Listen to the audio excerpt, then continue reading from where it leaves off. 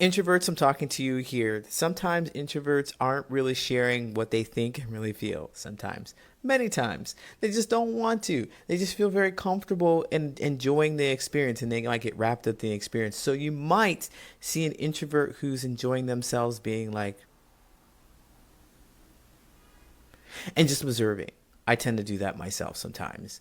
But I want to share with you if you're a friend of an introvert or if you're a person who does that and expresses their joy in a way that doesn't seem like it's similar or the same as what other people express their joy, people are going to come over to you and ask you. And that's because they care and they're concerned.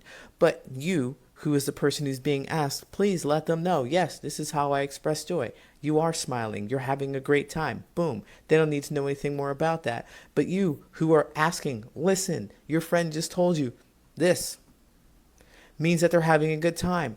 Don't mess with it.